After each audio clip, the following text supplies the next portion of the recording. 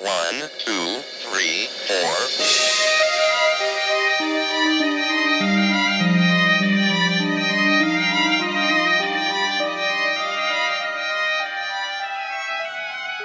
Hi guys, I'm Marie. And I'm Maddie. And we are here recording Lost in the Woods for the second time today. Basically, we were halfway through recording our episode today, and for some reason, the computer froze up and it deleted our entire recording. So it's like 7 o'clock at night, which I know doesn't seem that late to the average person, but we do have to get up early tomorrow. We kind of had a long day, so we were very cranky about it.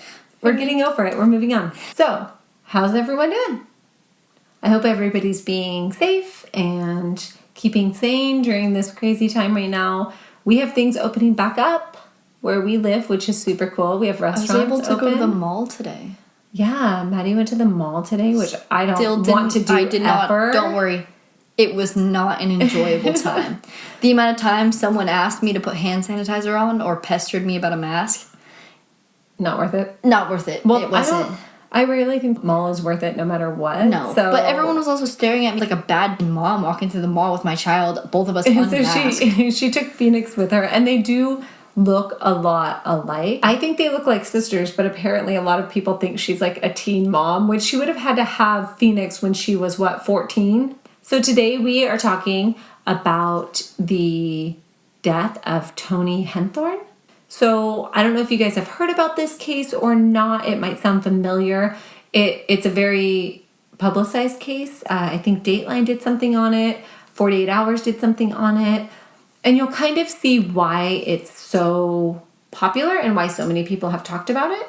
But we're going to kind of get into it. And we did spend a lot of time finding information that we hadn't heard yet. So hopefully if you have heard this story, you'll get to hear things that you didn't already know, because I learned a ton more about this case while researching than I had already heard.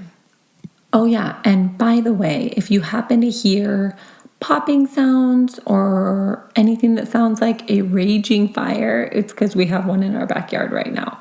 So, little ambience for you, but you might hear it throughout the episode. Yes. Yeah. So, Toni Henthorn was 50. She was from Mississippi, but lived in Colorado. Yep.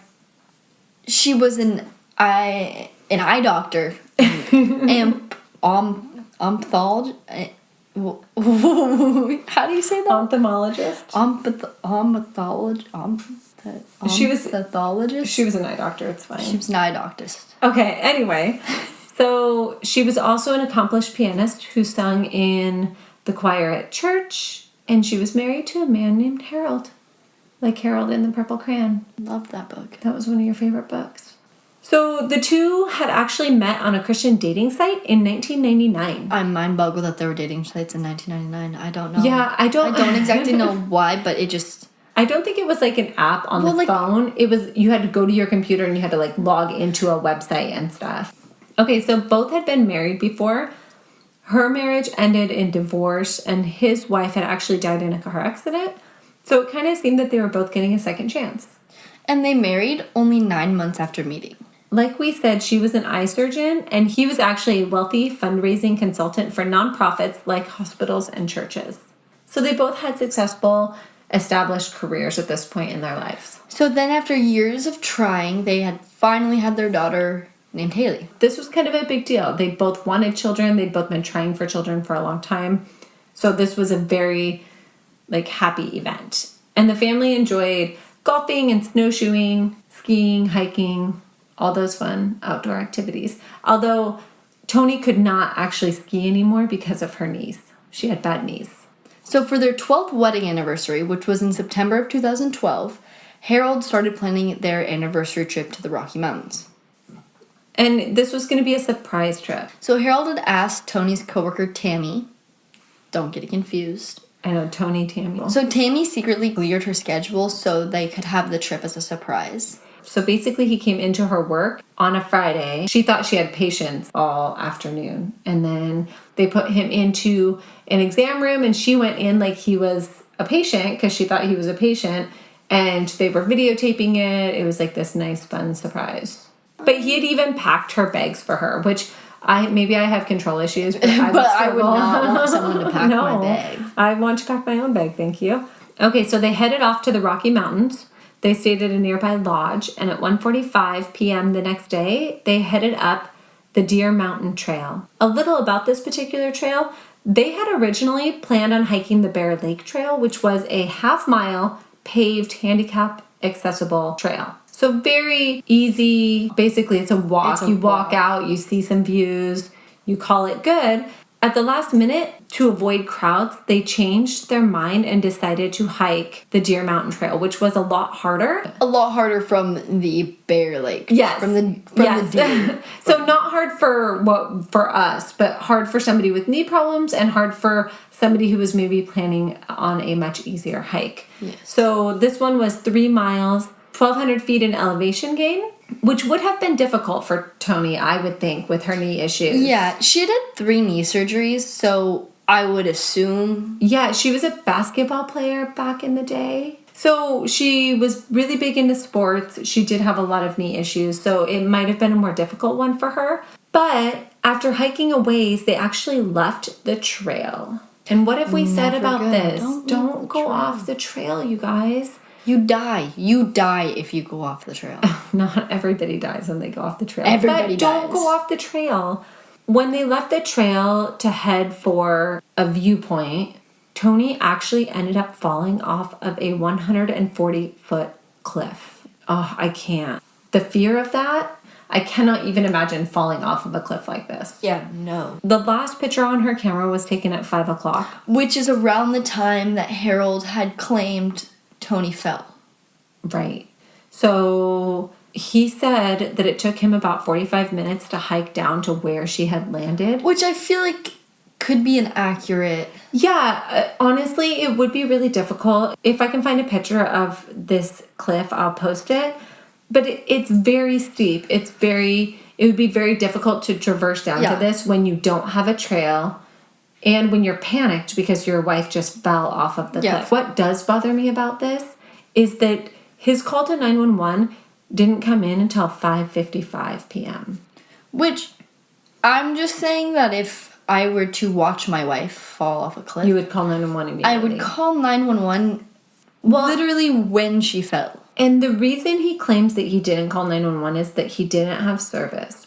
But he does talk to the 911 operator from where his wife is at, which should have the same service or worse service than where he was previously right above that. So I don't know about that. We weren't there. We don't know what kind of signal it had. I'd be interested to test that. So we're going to play about 4 minutes of the 911 call for you. You guys can make up your own decisions about it, I guess. Yeah. We'll kind of talk about it a little bit afterwards. But I'm playing such a long portion of it. I try not to play long portions like this, but I think it's kind of an important call. It's kind of important to see where his state of mind is and how he's interacting with the operator. Yes. So, here's that call. 911, what's the address, the emergency? Hello, my name is Harold Henthorne. I'm in the Rocky Mountain National Park. Okay. I need an Alpine Mountain Rescue Team immediately. Okay, what is your exact location? My exact location is Deer Mountain, North Summit. About 1 mile south of the visitor center. Okay, I'm going to transfer you to the park, so hang on the line. You're going to hear some clicking, and right now I'm pulling up your long on my phone here. Let me try it one more time before I transfer you. They don't have this technology. Can I make sure you know where I am first? Okay. Yep, I have one moment. Okay. Hang on. Let me tell you right where I am.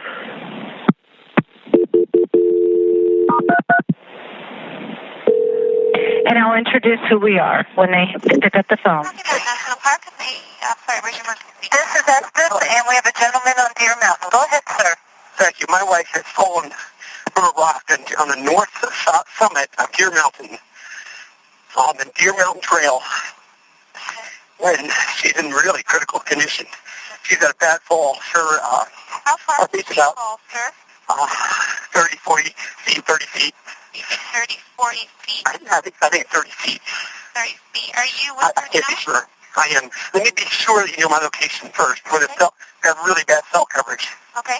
Okay, I'm on Deer Mountain. Okay. summit, not the normal, regular northern summit, on the southern outcrops. And tell me some things about the patient. She is a white female, 50 years old, great health. She has respiration approximately 5 to 8 beats a minute. Her pulse is about between 60 and 80 beats a minute. Okay, what's her main injury? Head injury. Head injury. Concussion. Okay, any other injuries? To be internal, Is she conscious and breathing? No, she's not. She has not been conscious. She is breathing. Anywhere between 5 and 8 beats a minute now. Okay. Hold on just a second. Okay. Here's the thing. I will pay any and all expenses for a helicopter. I don't care if it's private. I don't care if it's commercial. It wouldn't matter if it's medevac. I'll pay any and all expenses right now. Okay. Have you drop a paramedic down here? I understand that, sir. It's really on the safety of everybody involved, so that would really be up to the ranger in charge. Weather's good. There's no wind whatsoever right now. Weather is excellent. This building is at least 5 to 8 miles. There's definitely, I'm not a paramedic, but I'm doing all I can do. You could safely drop a paramedic from a 10-foot rope. Easily do that. I understand that, sir, but they definitely need to probably get someone on scene. They do have hasty teams, and those are the teams that are going to run up there as fast as possible and get to your location. They're asking you to put as many bright items out as possible to see if they can't see you, if they can glass you. Okay, let me see if I can hear something. Okay, are you back with your wife now? I'm right here. Yeah, I'm right with her. Okay, how is she doing? Her respiration's weaker. Her respiration is weaker? Yeah, 5 beats a minute. 5 beats a minute? Yeah. Okay, do you know how to perform CPR? I do. Okay, and more about this fall, sir. Was it like a sliding fall, or did she fall, directly? I didn't see exactly. I was messing with one camera. She was messing with the other one. So you didn't see her fall? I didn't actually see. I saw the motion, but I... Okay. Okay, so I'm going to hang up with you. If you want to leave your phone on, if that makes you feel better, definitely do that. You can call us if anything changes with her. I will call you exactly 6:30. At exactly 6:30? Yeah, I'll call you exactly 6:30. Okay, and like I said, you can always call 911 and they'll transfer it over. Okay, thanks so much. Thanks, Kelly. Thank you. So that was a portion of the 911 call. Right, and we'll actually talk about the entire 911 call, but that was just 4 minutes of it. So if you hear something that you didn't hear in the call, that's why. So immediately, he gives a lot of detail. Right. And he knows their exact location? Yeah, he actually does give the 911 operator the coordinates, right? So this kind of set me on edge a little bit when I was listening to him talk about her heart rate and her breathing. He asks for a flight for life, which this is kind of a dangerous area to be trying to drop somebody in, even by helicopter. Yeah. I don't really see that happening. When he gives them his coordinates and she asks him if he has GPS, he says no. He says no, which I think the reason she asks that is because he's giving a very accurate location to where they're at, and he says that he's using a topographic map. So I don't know if any of you guys have read a topographical map, but it is... No, never. Madison has not. I have. They can be difficult to read or to pinpoint your exact location, but I never got any indication that he was proficient at reading them, so it's kind of interesting that he's giving them this information.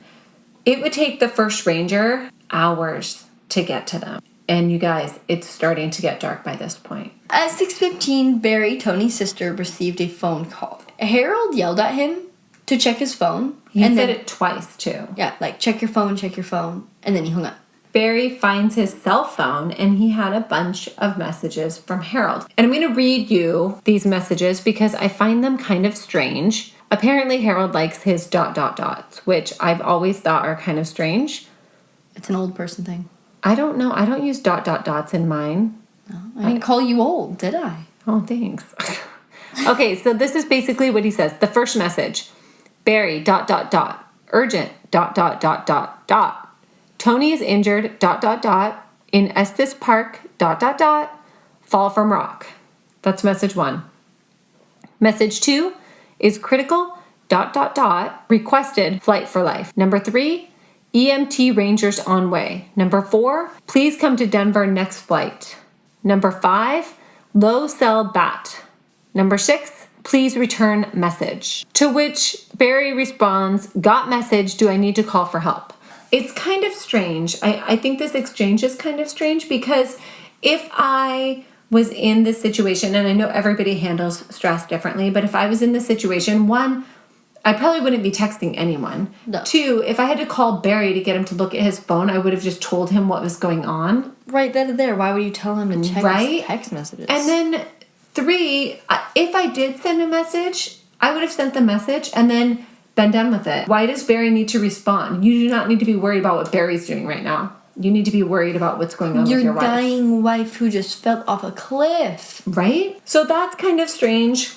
Around the same time that Harold is concerned with Barry returning his text messages, Ranger Mark, he does have a last name, but I just called him Ranger Mark. I like Ranger Mark. He was headed up the trail, so this is about 6:15 again.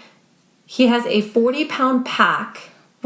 That's heavy. That's heavy. That's almost twice what my pack is. That's a big pack. But he's got emergency life-saving equipment that he needs to be carrying. Yeah, so so true. it makes sense that his pack is going to be heavy, right? 15% of your body weight, guys. That's how heavy your pack should be. So 40-pound pack. He's trying to get there, and he's booking it. He's hiking like our speed. Like up this mountain. Yeah. So the problem comes about an hour in, he's got to go off trail now to find Harold and Toni. Because they left the trail. Remember, they're not on the main trail. And you heard Harold giving directions as to where they are. We're between this peak and all of that. But good thing he gave them coordinates, right? Oh, wait. The coordinates are not right. So he's definitely having trouble finding him. It takes him a little longer to get there. He does start using his whistle when he gets close to where he thinks Harold is, and Harold starts responding with his whistle. So they're whistling back and forth. I have a whistle on my backpack. They're actually built onto our backpack straps, and I think a lot of backpack straps have that now. Even Phoenix has a whistle. And every single time that I put her backpack on her, I tell her, don't blow your whistle. People will think you're in trouble. And what does she do? Blow her whistle. She blows her whistle. Look, Mom, it works. Unfortunately, when Ranger Mark got to the scene, Toni was already dead. So at 8:41, Harold has sent Barry a text message saying, she's gone. ... A terrible way to tell your wife's brother that she died. Well, and normally if you're able to send a text message, you're able to send a phone call. Like, that is a normal thing. But what we will find out later is that he's messaging a lot of people. By the time that Harold and the ranger got back to their car, it was almost midnight because they had to wait for the next 2 rangers to get there because they were going to stay there at the scene with Toni until her body could safely be recovered because it's the middle of the night now. They don't want to leave her. They've got to get Harold back as well. He takes Harold back to the trailhead where 2 of Harold's friends are waiting in the lot for him. Which is also, I find weird because... I do too, because I would not be thinking about how I was going to get home. I'd be thinking I'd be taking my car. I wouldn't even think about it. The Rangers need to keep the vehicle there, right? But if I'm Harold in that situation, I've not even thought about... the fact that they're going to make me keep my car there. Right. I would never have even considered that. And that would be the last thing on my mind. And I would probably, once we started heading back to the trailhead, I would either think I was going to take my car or Ranger... Mark is going to give me a ride home. Like, that's where my head is. So I think that's kind of strange. He had actually gotten off the phone with dispatch because he didn't want his phone battery to die. Yep, so this is the next red flag for me. After hanging up with dispatch, he made 22 phone calls. How much battery does that take? A lot. And he sent or received 98 text messages. That's like an immense amount of text messages. So he got off the phone with 911 and he didn't turn his phone off, power it down, put it in airplane mode, nothing. He sat around sending and receiving text messages. He even told his friends that he messaged to come pick him up what route they should take to get there. Just so weird. Yeah.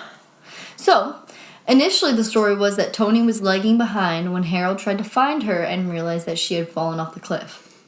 Yep. The second story was that Harold was looking down at his phone when he saw a blur out of the corner of his eye, and when he turned to look in that direction, Toni was gone. Another story is that Toni was taking a picture of Harold and fell backwards off the cliff.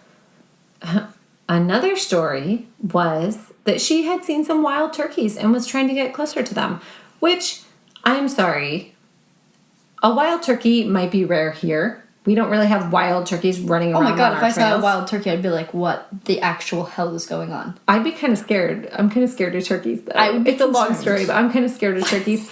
But wild turkeys was not something unusual for Toni, because in Mississippi, where she's from, there's wild turkeys everywhere. So her family is like, no, she's not going to care about a wild turkey. But we don't know. another story is that she was trying to take a picture of wildlife while he was trying to figure out his new phone, and then she was just gone. Yeah, so all of these stories came out in a matter of 48 hours. So all of these people that he's calling, talking to, texting, he's basically giving all of them different stories, which is so bizarre. So initially he told the detective the story of her trying to get the photo of the wild turkey. Right, and the ranger was like, that doesn't really make sense to me. Are there wild turkeys in Colorado? Because Our the Colorado ranger... listeners, please tell us. Yeah, because the ranger is saying it doesn't make sense that she was trying to take a picture of a wild turkey. So is it because that's not a real thing there? Or because it's a thing there, they're everywhere, and nobody cares about them and wouldn't risk I would their life assume for that it? there are wild turkeys there since he would make up a story about it. Someone tell us if... We need to know if there's wild turkeys everywhere. That was the story that he initially gave detectives. They said it didn't make sense. Then he claimed that they actually went to get a better view. Then Ranger Mark told him that the view was the same, so that didn't make sense again. Right, from where they started to the more dangerous area that they hiked down to. So then Harold said, okay, you got me. We actually were looking for a more secluded spot to have sex. Which, I'm sorry, this would not be a good place to do that. Trust me. Why would you go to a cliff? This is not where I would go. No, that's what I'm saying. So you would want a more secluded area and a less dangerous death trap area. Yeah, seriously. You guys, I literally can't. I don't know about that. I don't know about that. I don't buy that at all. And when you see this area, you'll kind of understand why this would not be a good place to do that. To each their own, but pick a different spot. This is not a good place for that. He also mentioned, which this comes up later, but he also mentioned that they had seen a white sheet that was hanging from a rock and that they were headed in that direction, but it seemed too dangerous to go that way, so they decided against it. Then his story evolved into, while his wife was trying to get a picture, he said that he had gotten a message from the babysitter about Haley winning a soccer game, and then he looked up and she was gone. So then the ranger asked to see this message, and when Harold showed him the message, he noted that the message was sent at 5:54. Which, if you guys remember correctly, 911 was called at 5:55. So that doesn't make sense. She apparently fell at 5, so... Exactly, that's what I mean. Lie. It doesn't make sense. Okay, so Harold did say that he had been in the area once before, but wasn't very familiar with it. Mm-hmm. Then the police asked if there was any life insurance policy. And Harold did admit that there was $1 million life insurance policy, but he said that it was set up to go into a trust for their daughter Haley. How do I? You want something that you're going to get if I die? Thanks. Well, yeah. And I don't even have to worry about you dying for a while. You're an adult. Hopefully. You're an adult. You can go make your own money. I ain't giving you shit. So family and friends were struggling and having trouble understanding the way that Harold was handling his grief. Which, remind you, everybody does handle grief very differently. I totally agree. I think that some people are in shock for longer. I think, grief isn't linear. You just have no idea how people are going to deal with it. I'm not sure that means anything to me, but if you're already suspicious of someone and then they're handling grief in an unusual way, that's where it becomes suspicious, that's where right? it's like, okay, I have suspicions about you killing her, and then, you're not really handling your grief very... Yeah, you're creeping us the fuck out. What are you doing? So police did immediately start to investigate this accident because they were suspicious from the onset. So he sent a ton of text messages to people about the incident long after it already happened. Into the next morning, he was sending people messages as if this was currently happening. Yeah, and when we say that, you guys, we're talking about he was sending messages, urgent, ... Toni is injured, ... Things like that. After he's already back at his hotel, long after it's already happened and over with, he is still corresponding with people like it's happening in the moment, which I think is so strange and so weird. And they say that this was not a service issue. He was actually drafting and sending these messages after the fact. He tried to send these messages from the mountain and they didn't go through, but they went through later. Even if he was sending them from the mountain. I think that's weird too, because you guys, he was messaging people that he hadn't talked to in months or even years. Ew, you spit on me. It was a spitty sneeze. Cover your fucking I did. mouth, Did you not just watch me? No, you obviously didn't do a good job. You let spray out. Well, yeah. Do you see how small my arm is? What's this supposed to cover? Not my problem. You have a giant ass t-shirt on. Cover your face. Okay. So, you guys, he even texted his former sister-in-law, Grace. Like from his last marriage. So after this had all gone down, everyone received a message. My bride is gone. ... What? You guys, I literally cannot handle this. I don't know why somebody calling their wife their bride grosses me out. It's weird to me. It feels weird to me. Like, I think it's one thing to call your wife your bride on your wedding day. That's one thing, maybe. Even then, it's kind of weird. This is a big red flag.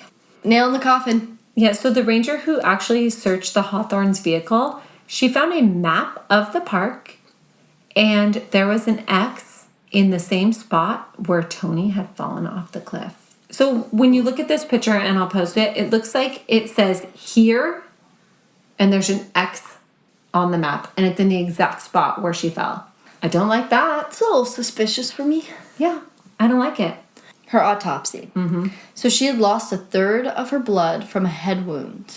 And you guys, this head wound was pretty gnarly. So it basically, and you talk about it, I'm gonna plug my ears. They think it was caused by a tree near the bottom where she landed, and it basically cut a wound on her forehead that almost scalped the top of her head off because it was so deep. So she had landed on her right side. She had broken 12 ribs, fractured 2 vertebrae, and had a punctured lung.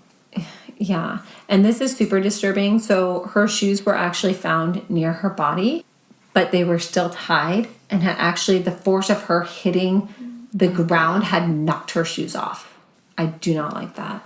Also, what I don't like at all is that it doesn't appear that she had tried to grab anything on the way down.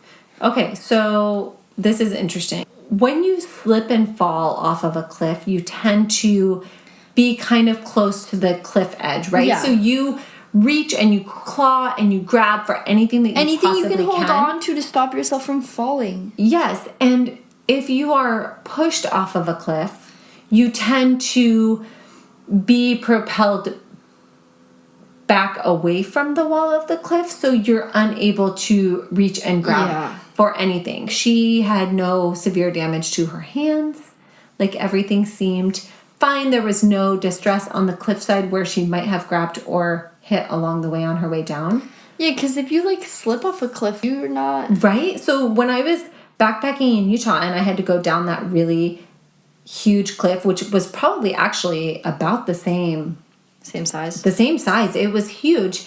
And at one point, my foot did slip because I had my huge backpack on, and you're trying to hug the wall and slide down, and you have to kind of zigzag across to find places to put your feet and your hands because the rope was missing. I know we talked about that last week a little bit. But at one point when I slipped, I literally I had scrapes on the back of my legs, and I had rock in my fingernails, and I broke 2 nails off trying to grab for something to hold on to. Oh no, you broke a nail? Oh, she's saying it like that because I literally could care less about my nails. But my instinct was to try to grab on to anything that I possibly could to keep myself from falling.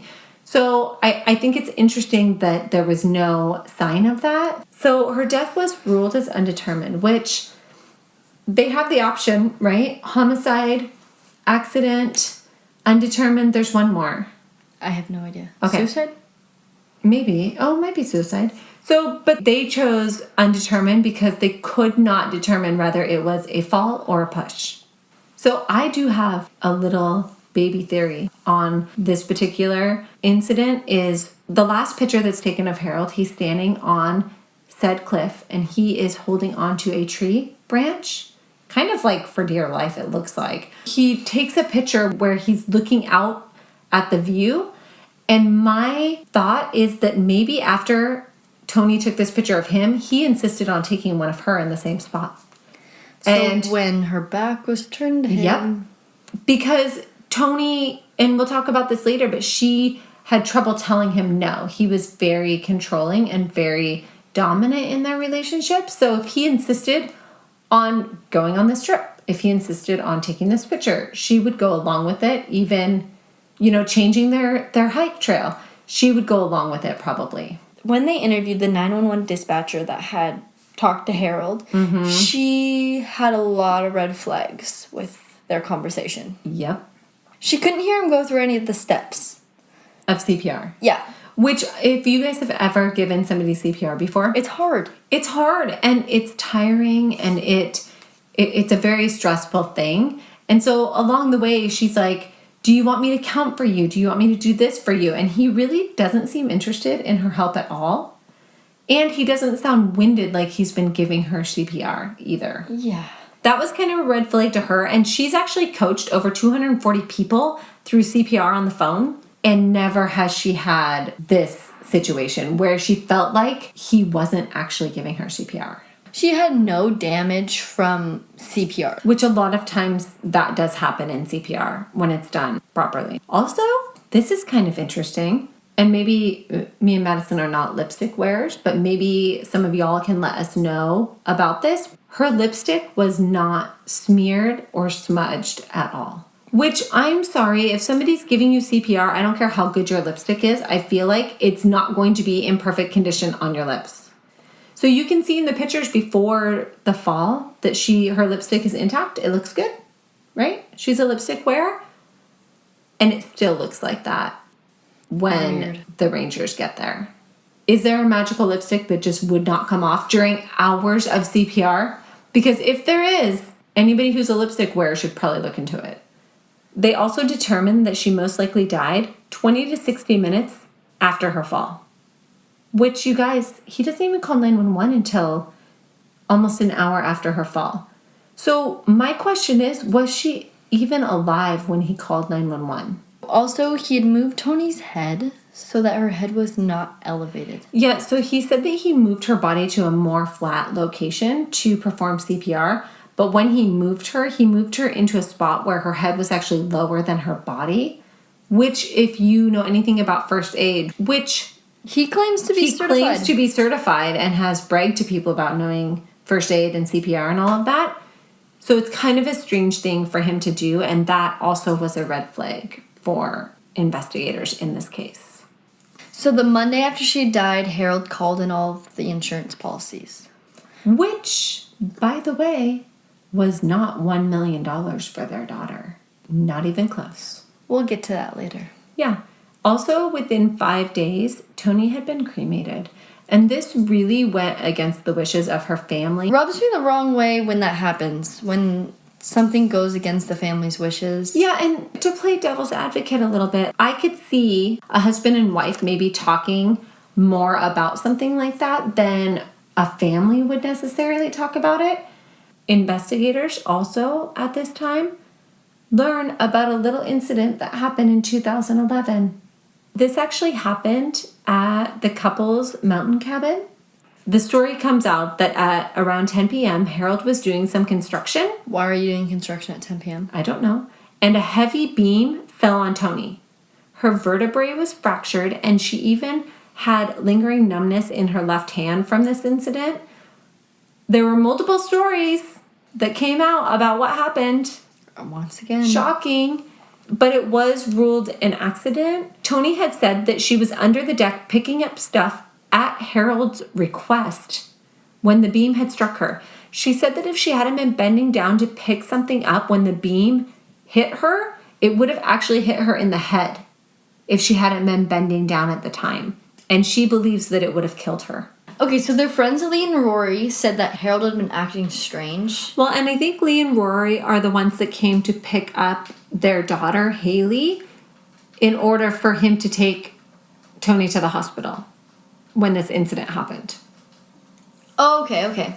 So one thing that everybody kind of thought was strange when this happened was he never even called her family or friends. The only people he called were them to babysit. Well, maybe that's why he was texting everyone so much during this incident, because he didn't do it the last time he tried to. And people thought it was suspicious. Weird. So this time he decided to over-text people to make it. I actually think you might be onto something there. Well, and it's funny too because he really did downplay this incident when he described it to family and friends when it did come up later on down the line. He made it sound like, oh yeah, I threw a board, it hit her. This accident concerned their friends and family. I think there was some doubt around whether or not this was an accident. Yeah. Even back then. Side note, it probably wasn't an accident. So it started to come out that Harold had been very controlling, and the more investigators questioned friends and family, the more suspicious they got. One thing that Harold kind of did in their relationship was he seemed to isolate her from her family. So they got married, they moved away. She never saw her friends and family by herself. She never talked to them on the phone by herself. So she would only talk to friends and family on speakerphone with him in the room. So she had these really close relationships that kind of fell apart once her and Harold were together. And so people didn't really know what exactly was going on. There were times too when Toni expressed to her mother that she was surprised at how little money the family actually seemed to have. So they had borrowed money from time to time. And she made really good money, and Harold made really good money in his job too. But she said that when she would actually look at their accounts, because Harold controlled all of their finances, she said when she would actually look at the accounts, she was surprised at how little money was actually in them. Weird. I know. So he was like either stashing or using the money? Doing something. We'll see. After expressing this concern about finances to her mother actually suggested that maybe Harold wasn't actually working. So her mom had had these suspicions, but she had not been able to talk to Toni about them because it was very rare that they were able to have a conversation. Yeah. And this was one of those rare times where she actually got to see Toni without Harold in the room. And she suggested that she thought maybe Harold was lying. And she also insinuated that the beam falling on her might not have been an accident. The evidence is really starting to stack up if you don't think that Harold's trying to kill his wife by now. Right? Well, and his mom even told her, maybe don't be alone with him. Like, she was concerned for her daughter's safety. And this is your husband. I know. Jesus. People aren't liking Harold too much. No. So he was also very controlling with their daughter. Yeah, you guys, he kept a video monitor in her room. No. And she's 7 at this point. So he still has a video monitor in her bedroom. The only reason I support any kind of video monitoring is like when you're monitoring your baby or like young toddlers is another thing as well if they take naps and stuff. I've always done it the old-fashioned way where I hear crying and I go running in. Yeah, so he kept a video monitor. He had very strict rules for her. Toni wasn't even allowed to put her to bed. That was Harold's job. So just very kind of strange things. So Toni's work said that Harold really creeped them out and that he would even come to like their meetings. Yeah, and give input on things, which was not his place at all. Know your place, Harold. Know your place, Harold.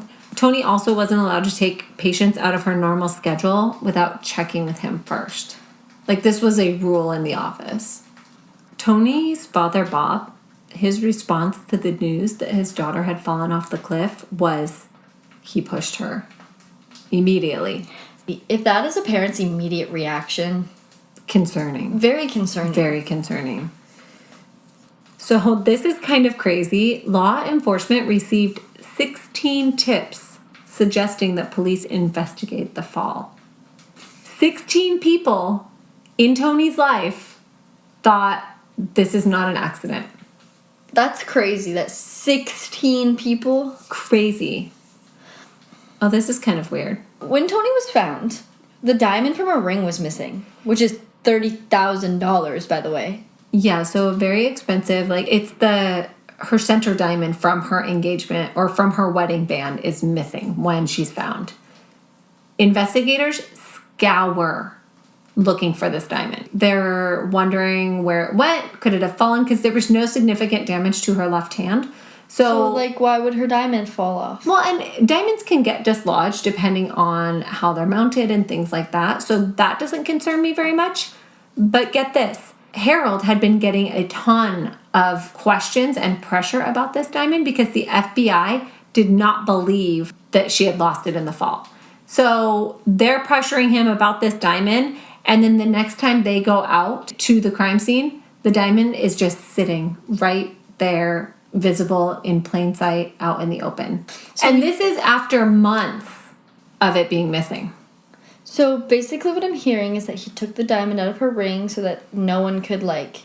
I think he took the diamond out of her ring to huck it later on down the line to not lose that $30,000 in case he needed it. And when he got all the pressure about it, he decided to put it back. And that's what investigators thought too. Because we've got all this time going by. We've got all these people trompsing through and not only that, this area. Rain. Yeah, the there's weather. no way the diamond's just gonna, like, the diamond's tiny. It was pretty big, but... In January of 2013, the Douglas County Sheriff's Department received a letter. This letter was from the Department of Interior. So this department oversees the country's national parks, and... They're basically cops with a scenic office. And this is crazy. The letter said you should take a second look at something that you thought you were done with. Guess, guess, guess. The case was the 1995 death of Lynn Henthorne. Dun, dun, dun. She had died on May 6, 1995. Lynn and her husband, Harold... Make that connection. Yeah, have you made the connection, Have you guys? made it yet? Did you make it? So, Lynn and her husband, Harold, were driving on a remote road. Harold thought he was getting a flat tire, so he pulled over to change it.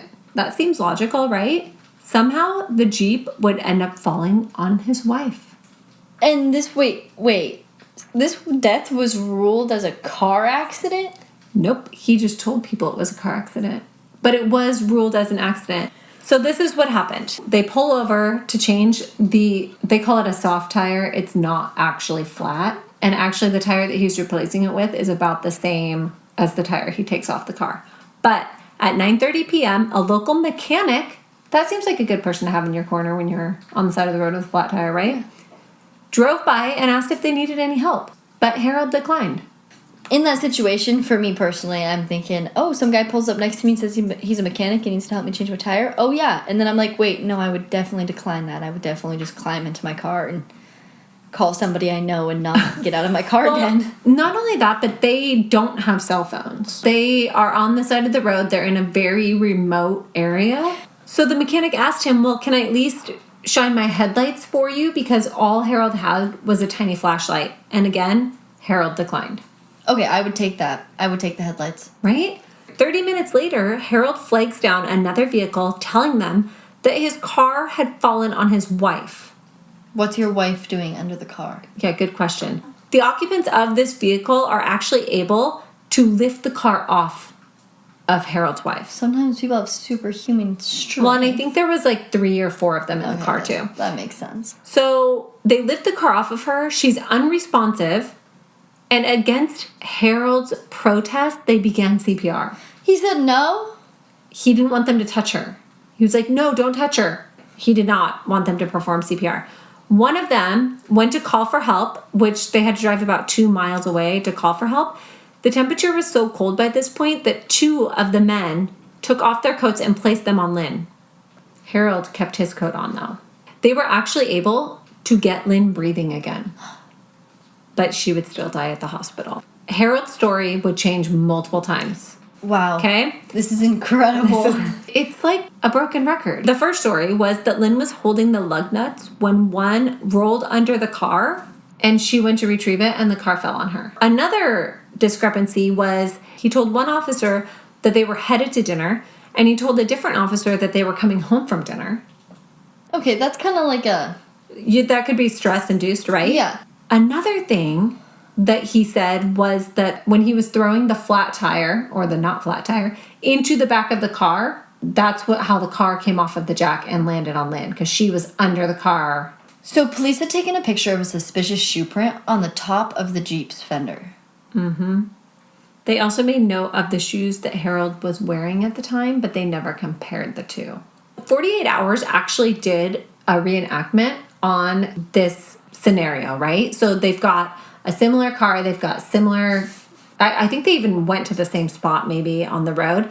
One thing that they found was when lug nuts were dropped, they did not roll. Which, think about it. Think about the shape that they are. They're not going to roll. No matter and it's gravel. The car is parked on gravel. Oh my so God. when the lug nuts were dropped, they did not roll underneath the car. They kind of just stayed where they landed. They also put the car up on the same jack that had been used, which, by the way, was not the jack that came with the car. It was a very sketchy jack that had been used instead. And the reason that Harold said he was using that jack is that the original jack was defective. But police never tested it. So they put the car up on this jack that he was using that was super sketchy, and they tried tossing the tires into the back of the Jeep to see if they could get the car to fall off of the jack. They put it in the same spot. The complete reenactment, right? The only way they could get the car to fall off of the jack was by kicking the car in the spot that footprint had been on the fender. Mm-hmm. Weird. So a few days after Lynn's death, one of the Good Samaritans that had helped actually called police to ask if Harold had been arrested because she was suspicious of the circumstances. Well, and one of the things, this county at the time only had 4 deputies for the entire county. So this was a small county. All of the officers that responded to this scene were young. Also, he ended up claiming around $600,000 in life insurance policies. Yeah, which some thought were interesting because Lynn did not have a high-paying job or anything like that. So people thought it was very interesting at this time that he even had life insurance policies on her. Her policy actually paid double if her death was an accident.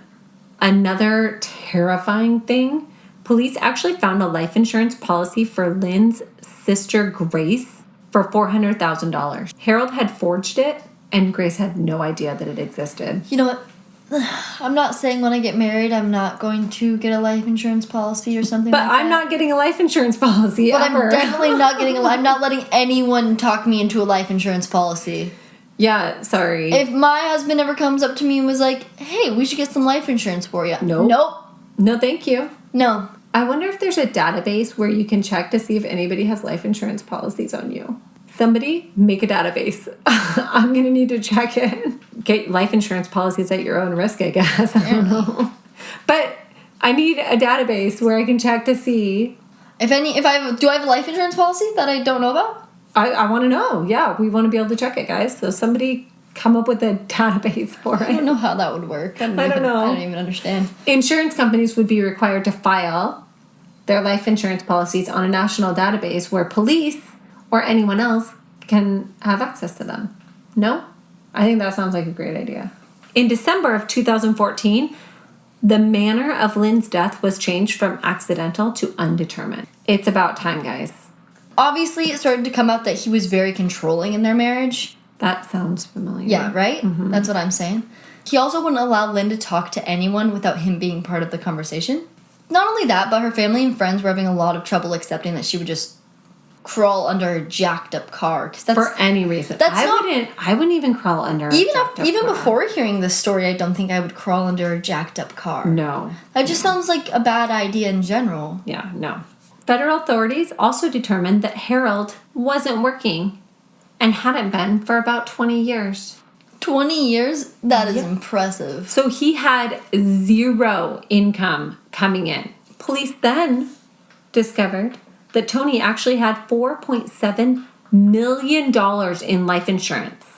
4.7? How do I get... Actually, I don't want a $4.7 million life insurance policy, but no, how do you acquire that? I don't even know. I can't imagine what the premium was on that. That's crazy. So, a year of Harold's cell phone information was compiled, and it turned out that he had been visiting the area that Toni had died a lot. He had visited it about 8 times in the last 2 months leading up to her death. Which, that's interesting. Sounds kind of like a scouting mission, maybe. I've only been here once. I don't know much about the area. Oh, that map that I marked with an X that says here? Oh, the unrelated. Unrelated. Yeah. I've never been here in my life. They also started realizing that when Harold was on his business trips, his phone was pinging at his cabin in Panera, where he would sit and surf the web for hours. Wow, good. Good job working. So, now I'm going to be suspicious of any man that tells me he has a job. Another thing that investigators realized while going over the case was the white sheet that Harold had been talking about had actually been removed by a park ranger the week before Toni had fallen off of the cliff. So obviously Harold had seen it on one of his previous trips to the park. He was like, oh yeah, we saw a white... Couldn't come up with a better story there, Harold? In September 2015, the trial started. Cameras were banned from the courtroom. And part of that, I think, is because there was a lot of interest in this case. There were a lot of people wanting to go, and there were a lot of reporters interested. So basically, the prosecutor argued that the death of Lynn needed to be used in court. The defense obviously tried to keep it out of court, because that's not going to help their client, right? Oh, well, not at all. If I was to look at those 2 incidents, I'd be like... Right? So the judge sided with the prosecutor, and the death of Lynn was allowed to be brought into the case, which was a big win for the prosecutor. Oh, yeah, no, for sure. And they really focused on how basically Harold was a liar. He stood to gain a lot of money from his wife's death. Both of them. The defense really countered with, yeah, my client's a liar, but he's not a murderer. Good. Yeah, good defense. Some of the evidence, which we've talked about some of it before, but that he had visited the area about 9 times. So he was scouting out the area for... a good cliff to push his wife off of. Yep. So the CPR that wasn't performed. Right, and we're assuming that based on the lipstick, and also based on the fact that they think that she died within an hour of falling. Yeah. Too. I find that very suspicious. Also, the messages to everyone. The messages. The map. The map's pretty damning. After 10 hours of deliberation, a guilty verdict was brought forward. And I'm not terribly surprised by this. So he received a mandatory life sentence without the chance of parole. So in 2017, the 10th Circuit denied his appeal. So his argument in the appeal was that the judge should not have allowed the evidence from his first wife's death into the case. They denied it. In 2018, the Supreme Court also denied his appeal. So looks like you're going to be staying in jail, Harold. He also claimed that his lawyer sold him down the river, basically. So he paid his lawyer, I think something like $500,000 or $1 million. And he said that he did not even mount a defense for him. Maybe Poor there was Haley just did. no defense, Harold. Maybe there was no way to defend maybe there your was just no behavior. way to defend it. He was married to both women for 12 years. So I've heard of the 7-year itch before. But is there something about the... So 7-year itch is like the time where a lot of spouses cheat on each other. Starts to get reckless. Yeah. So wait a few years, then get divorced at like 10 years. Yeah. So one thing that I do find very concerning is he actually spread both of his wife's ashes in the same place. I don't like on that. Red Mountain. I don't like that. I don't like that either, actually. I find it very, like, kind of unsettling. It makes me uncomfortable. I just don't like it. Okay, so a couple places that I did get information from, or if you want more information. So there's also a book on this case called The Accidents. It's by Caleb Hannon, and that goes a lot into interviews with the family and things like that. So if you're looking for more information or anything like that, there's a couple podcasts out there that have done this. So what we learned from this episode... Never get a life insurance policy. No life insurance policy. Don't ever let anyone sign a life insurance policy on you. And a national database with that information needs to be created Since so that clearly we can track. Someone can put a life insurance policy on you without you knowing. And I'm pretty sure that those actually, now anyway, I'm pretty sure that would have to be notarized. But there's ways to fake that too, so I don't know. Okay, so thank you for listening. Yeah, thanks guys. for leaving reviews. Yes, we felt so much better. We got 4 new reviews this week. It made us feel so much better about ourselves. My annoying voice. After getting the bad reviews. So thank you so much, everybody that left us a review. We really appreciate you taking the time to do that. It's amazing. Yeah. Yeah. Tell your friends, listen more. Go back and listen to episodes you haven't listened to. Yeah, for sure. What's your favorite episode? I think I'm gonna have to say the lighthouse one from Australia. What's his name? Theo Hayes. Theo Hayes. Okay. I would say that Theo Hayes would be my favorite case. I did like Theo Hayes. I think that, so it's a really interesting story. Like, I can't believe that he just disappeared and hasn't been Same found. with Vesper Peak. I think Vesper Peak. I really like those two cases, and I think that it's because I want them to be found. I want them to be really found bothers me. Yeah, so bad, Yeah. and it really bothers me that they haven't been found and that they were so young when they had gone missing. But yeah, so go back, listen to some old cases, tell your friends. Thanks for sharing us on your social media. We love you guys. If you guys share are us on your amazing. story, we'll share you on our story. Yeah, we love that stuff. So let us know what you think. I don't think there's a lot of controversy on this case for whether or not he's guilty. I think there might be some people out there that think he's innocent, but I'm pretty sold on the guilty verdict in this one. Yeah, I think I'm sold, and especially because... But if you guys have a theory or something different, let us know. We'd be curious. I think that he just killed his wife. Oh, by the way, from the Star of Rock case last week, I posted on Friday the poll that we took on whether or not it was a tree or a man. And tree won by, I think, 74%. Because it's like a tree. that? It's a tree. It's not a man. Madison's very convinced about the tree. So, overwhelmingly, more people did think it looked like a tree. So, in case you missed the post in our story, that was the result. I just don't think it looks like a man. I think it looks like a damn tree. But yeah, thanks for voting. For those of you that did, it was a lot of fun. It's a lot of fun to see what you guys think, and if you're on the same page or interpreting things the same way that we do, because I know that when you research a case or hear a case, like, you can have a different perspective on it. So we love hearing what everybody. Yeah. But yeah, thanks for listening, you guys. You're amazing. We love you, and we'll see you next week. Next week. We'll be here. Yeah. Bye, guys.